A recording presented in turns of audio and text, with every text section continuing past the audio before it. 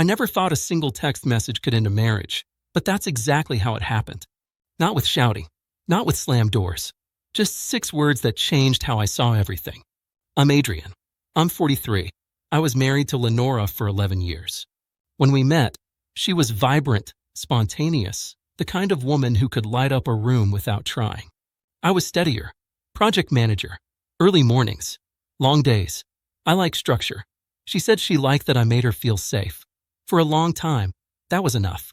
Marriage didn't fall apart overnight. It never does. It erodes quietly. Small things. She started going out more. Girls' nights turned into late nights.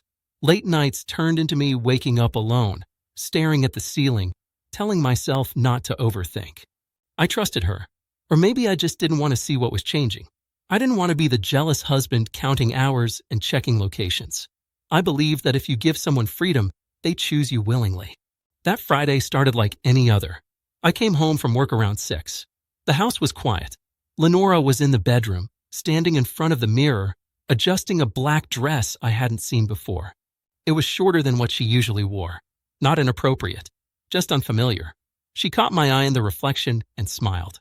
Said she was meeting friends downtown. A new club opened. Everyone was going. I nodded. Asked what time she'd be back. She shrugged.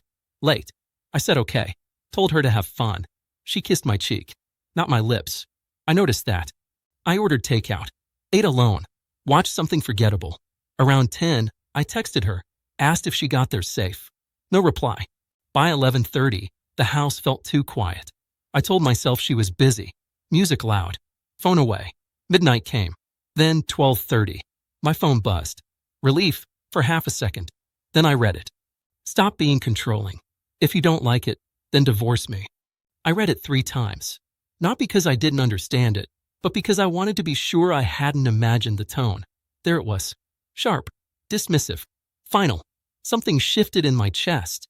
Not pain exactly. More like clarity. I hadn't accused her. I hadn't demanded anything. I had asked if she was safe. And her response wasn't reassurance. It was a challenge. I didn't reply right away. I sat there, phone in hand, replaying the last few years. The canceled plans. The eye rolls. The way intimacy became scheduled, then rare, then awkward. The way she'd sigh when I tried to talk about us. I thought about how often I adjusted myself to keep the peace. How often I swallowed discomfort to avoid being labeled insecure. That text wasn't about the nightclub. It was about respect, and the absence of it. I typed slowly. Understood. That was it. No argument. No explanation. I put the phone down and went to bed. I slept better than I had in months. Not because I was happy, but because the internal debate was finally over. The next morning, I woke up early. Made coffee. Sat at the kitchen table while the sun came up. I logged into my laptop and reviewed our accounts. We had separate finances, mostly. Her credit card was an authorized user on mine. I removed it. I canceled the streaming services under my name. Changed passwords. Not out of anger. Out of acceptance. Divorce meant separation. Separation meant boundaries. She came home around 9. Sunglasses on. Heels in her hand. She looked surprised to see me calm, composed, unmoved. She asked if we needed to talk. I told her we'd talk through lawyers. Her face changed. Confusion first. Then irritation. She said I was overreacting. Said she didn't mean it like that. I reminded her she chose her words. She scoffed. Called me dramatic. I said nothing. Silence has weight when you finally stop filling it. By Monday, I had an attorney. By Wednesday, Lenora was calling nonstop. Texting apologies. Saying she was drunk. Saying she felt smothered. Saying she didn't think I'd take it seriously. That part stuck with me. She didn't think I'd take it seriously. Meaning she thought I'd stay. Like I always had.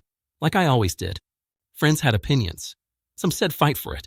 Some said all marriages have rough patches. I listened, nodded, and did what I needed to do. Because the truth was simple. When someone tells you to divorce them, they've already left. They're just waiting to see if you'll accept the role they assigned you. The man who tolerates. The man who absorbs. The man who stays quiet while being dismissed. I didn't explode. I didn't threaten. I didn't beg. I responded calmly because calm is powerful. Calm means you see the situation clearly. Calm means you're done negotiating your worth. The night Lenora went to that nightclub wasn't the end of my marriage. The text was, and my reply was the beginning of something else. Not revenge. Not bitterness, just self respect.